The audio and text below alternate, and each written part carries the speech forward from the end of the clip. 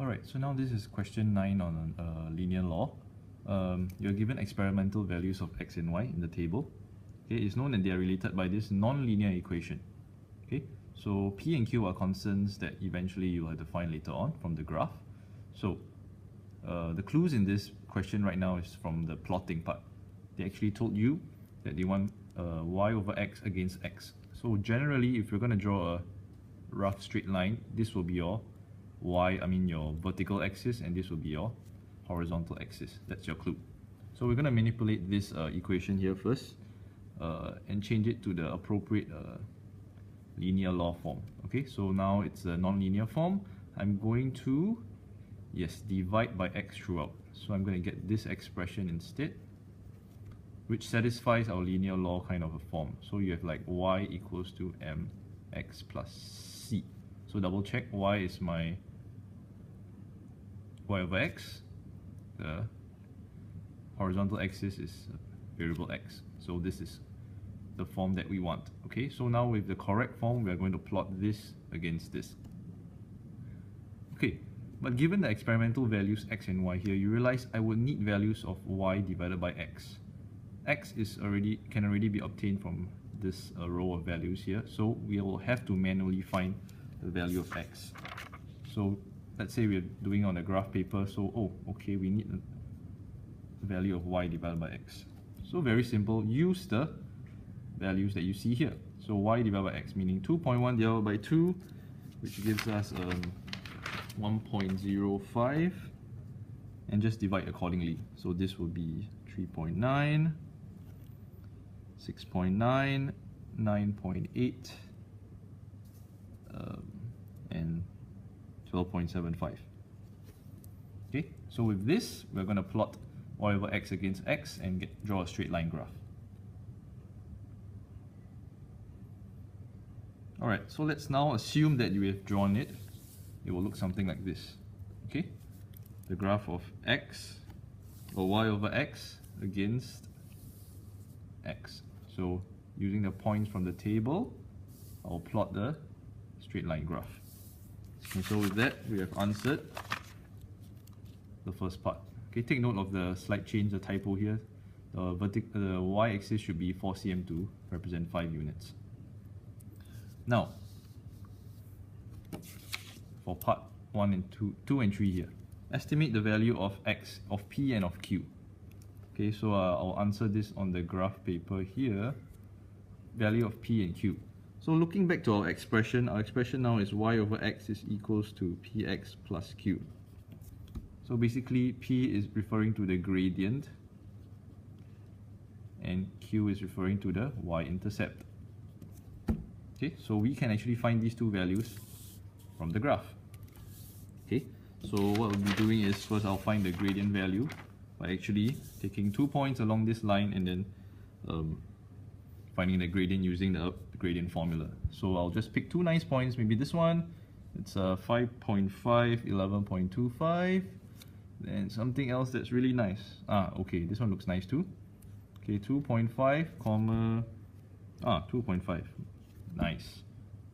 Alright, so 2 points. I'll now plot the gradient value to find the value of p.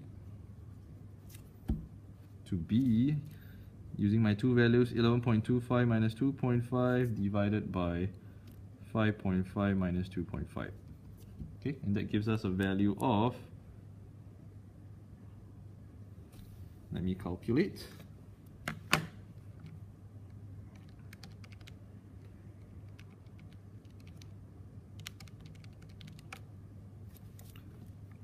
(2 and 11 over 12). Okay, not so nice, but it's an exact answer for p. Okay, so for q now, we've done with p. Q is actually the y-intercept of this graph. So I take a quick look. As of now, I cannot obviously see the y-intercept physically from the graph paper. So I'll have no choice but to use the values here to actually substitute in and get the value of q. So I'll rewrite the equation now. It looks like this. Now we know p is 2 and 11, 12x plus q. So now using points that are from the graph, I will just use this. I will let vertical axis x be 5.5. You can just use any points actually. I'll just use conveniently the point that I've already marked out. And y over x to be 11.25. So now I'll just work it out. Okay, it turns out to be 11.25 is equals to 11 over 12 times 5.5 plus q. So what is q then? Okay, so q is actually 11.25 minus 2 and 11 over 12 multiplied by 5.5. Okay, which gives a negative value, okay? 4 and 19 over 24. So there you have it. The answer for part 2 I mean, the values of p and of value of q. Right, moving on. The last part. Find the value of x when y equals to 8x. Okay, given the graph and all that, actually y equals 8x is not obvious. What does that mean? So I'll just write it here. They've given us that, y is equals to 8x. But actually, if you look at this and our vertical axis, what I can do is actually divide by x on both sides and realize that, actually they're telling us that y over x is taking on a value of 8. And they're going to ask us, what is the corresponding value of x? So what is x? So I will just actually take this reading off the graph, where y is 8. So it's approximately, let me see, 1, 2, 3, 4, 1, 2, 3, 4 here. This is 8. So y over x takes on a value of 8. I'll now actually just do a basic graph answering kind of a skill. I'll just dot it to the graph.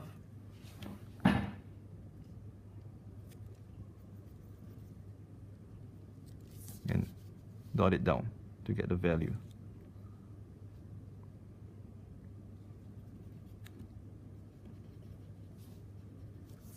Okay, it's around 2, 3, 4. Okay, it's approximately 4.4.